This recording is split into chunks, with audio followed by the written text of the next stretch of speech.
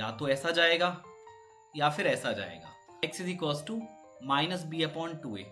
Hello guys, तो कैसे हो आप सभी लोग। आज के सेशन में एक अच्छी सी चीज हम डिस्कस करने वाले हैं जो आपके बहुत काम आने वाली है। ठीक है, तो ध्यान से देखना। मान लो आपके पास एक क्वाड्रेटिक फंक्शन है F X is equal to, या इसको आप y भी बोल सकते हो। ये हो गया आपके पास X square minus 5x plus 6, यानी कौन सी फॉर्म मिल रही है आपको, y is equal to A X square plus B X plus C. ठीक है, तो ये आपके पास एक क्वाड्रेटिक फंक्शन है। तो ये तो आपको मालूम होना चाहिए कि इसका ग्राफ कैसा बनेगा, या तो ऐसा जाएगा या फिर ऐसा जाएगा। अब अगर a आपके पास 0 से बड़ा है यानी पॉजिटिव है, तो भाई आपका ग्राफ बनेगा ऐसा। ठीक, बट अगर a आपका 0 से छोटा है यानी कि नेगेटिव है, तो ग्राफ बनेगा ऐसा। और कैसे समझ सकते हैं, अब जैसे आप जानते हैं कि इसको वर्टेक्स बोलते हैं। ठीक है, आप इसको वर्टेक्स बोल सकते हो, आप इसको टर्निंग पॉइंट भी बोल सकते हो। वर्टेक्स या फिर टर्निंग पॉइंट। ठीक है, वर्टेक्स या फिर टर्निंग पॉइंट, जहां पे कर्व टर्न ले रहे हैं और जहां से आपका एक्सिस ऑफ सिमेट्री पास होती है। मतलब ये यार, इसको बोलते हैं एक्सिस ऑफ सिमेट्री। ठीक है, तो जो ये एक्सिस ऑफ सिमेट्री, इसकी इक्वेशन होती है x is equal to minus B upon 2a। वही अभी आया कहाँ से, एक फॉर्मूला है जो आपको याद रखना है। ठीक है, ये बहुत इंपॉर्टेंट है और ये भी सब निकल के आ जाता है। इसका प्रूफ मैं आपको नहीं बता रहा हूँ। ठीक है, प्रूफ भी मैं आपको बता सकता हूँ, लेकिन आप डायरेक्टली याद रखो तो ज़्यादा अच्छा है। जब डिफ्रेंशिएट करोगे वहां से निकल जाता है। ठीक है, अब समझो। तो यहां पर ये minus B by 2a, B क्या है एक्स का कोफिशिएंट और a क्या है आपका एक्स स्क्वायर का कोफिशिएंट। ठीक है, तो अगर आपको x मिल गया, जैसे आप यहाँ पे वैल्यू पुट करोगे b और a की, तो आपको x का वैल्यू मिल जाएगा जिसको आप बोलोगे एक्सिस ऑफ सिमेट्री। अब यहीं पे आपका x, y अगर मैं बोलूं ये वर्टेक्स के कोऑर्डिनेट हैं, तो x तो आपको मिल गया जो कि है माइनस बी बाई 2a। अब आप इसका y पॉइंट भी निकाल सकते हो। कैसे, इस माइनस बी बाई 2a को इस इक्वेशन में डाल दो। इस माइनस बी बाई 2a को कहां पे डाल दो, यहां पे लिख दो इसको एफ एक्स।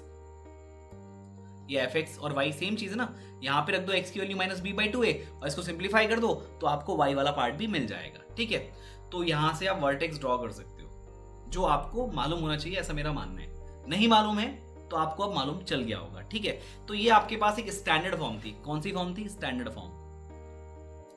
इसको बोलोगे आप स्टैंडर्ड फॉर्म।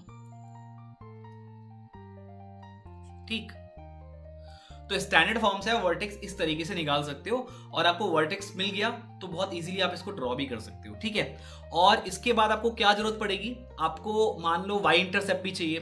तो अगर मैं इसी इक्वेशन में, आप इसी इक्वेशन में अगर x का वैल्यू 0 रख दो, अगर x का वैल्यू 0 रख दोगे तो आपको क्या मिलेगा, ये 0 हो गया खत्म, ये 0 हो गया खत्म, सिर्फ मिलेगा c। तो आपको y इंटरसेप्ट भी मिल जाएगा। तो जैसे कि आपके पास ये इक्वेशन है F X is two X square minus 5x plus 6। अगर मैं इसको यहाँ पे ड्रॉ करूँ F X is two X square minus 5x plus 6, तो यहाँ पे अगर हम बात करें x की, जो एक्सिस ऑफ सिमेट्री है, माइनस बी बाई 2a, तो माइनस ऑफ माइनस 5, 2 इंटू 1 कितना आ गया 5 बाई 2। ठीक है, तो यहाँ पे एक तो आपको मालूम है कि जो a है वो 1 है और ये आपका 0 से बड़ा है यानी कि पॉजिटिव वैल्यू है। तो ग्राफ तो आपका जाना है ऐसा ऊपर की ओर को, इस तरीके से आप बना दो। ठीक, तो ये आपका ग्राफ ऊपर की ओर जाएगा और ये आपकी आ गई एक्सिस ऑफ सिमेट्री जो कि 5 बाई 2, एक्स की वैल्यू 5 बाई 2। ठीक है, और यहाँ पे आप 5 बाई 2 को यहाँ पे डाल दो इक्वेशन में। तो जब आप यहाँ पे इक्वेशन में 5 बाई 2 डालोगे एफ 5 बाई 2, तो क्या मिलेगा भाई, 5 बाई 2 का square 25 by 4 minus 5 into 5 by 2 और ये 6, तो ये कितना आ गया भाई 25 बाई 4 माइनस 25 बाई 2 प्लस 6। इसको सॉल्व करोगे माइनस का 25 बाई 4 ये आया प्लस 6, और सॉल्व करोगे तो कितना मिलेगा आपको, ये माइनस 25 प्लस 24 बाई 4 यानी कि माइनस 1 बाई 4। ठीक, तो ये आ गया माइनस का 1 बाई 4। और इसी में अगर x को 0 करते हो, ठीक है, अभी माइनस का 1 बाई 4 है, तो यानी किस साइड में आ रहे हैं, फोर्थ क्वाड्रेंट में कुछ आ रहा है। आप ठीक है समझ रहे हो इस पॉइंट को।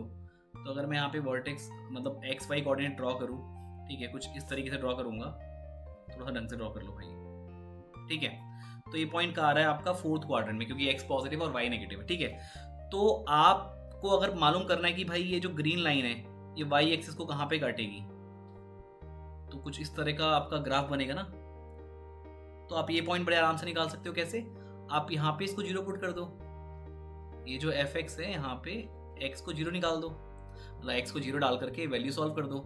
तो ये खत्म हो गया 0 0 और ये 6 आ गया 6। तो ये पॉइंट कितना आ जाएगा भाई?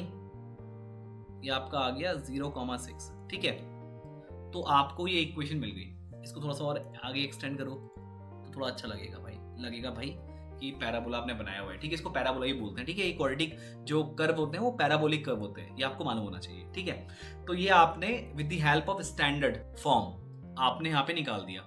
और भी हमारे पास 2 फॉर्म है जिसमें हम बड़े आसानी से ये इंटरसेप्ट भी निकाल सकते हैं। ठीक है, लेकिन स्टैंडर्ड फॉर्म के हेल्प से हम कैसे इस कर्व को ड्रॉ कर सकते हैं उसका मैंने आपको एक आइडिया दिया। ठीक है, बाकी 2 फॉर्म और हैं, एक तो है वर्टेक्स फॉर्म और एक है आपकी इंटरसेप्ट फॉर्म। इसी क्वेश्चन को हम आपका वर्टेक्स फॉर्म से कर सकते हैं और एक इंटरसेप्ट फॉर्म से भी कर सकते हैं। और जैसे मैंने आपको बोला कि ये जो आपका वर्टेक्स है इसको आप टर्निंग पॉइंट भी बोलते हैं, क्योंकि यहाँ पे ग्राफ आपका टर्न कर रहा है और इसको हम डिफरेंशिएशन से बहुत इजीली निकाल सकते हैं। ठीक है, तो वो मेथड भी मैं आपके साथ डिस्कस करूंगा। लेकिन इससे पहले जो मैंने आपके साथ डिस्कस किया है आज, वो आपको समझ में आया या नहीं आया, ये आप मुझे कमेंट करके जरूर बताना। ठीक है, तो मैंने कुछ इंपॉर्टेंट चीजें आपको बताई हैं, आई होप आपको समझ में आई होंगी। तो गाइज, अगर आपको समझ में आई है तो वीडियो को लाइक करके शेयर करना मत भूलना। बाकी इसका नेक्स्ट वाला पार्ट हम नेक्स्ट वाले सेशन में डिस्कस करेंगे। ठीक है, तो आज के सेशन में इतना ही। Bye bye.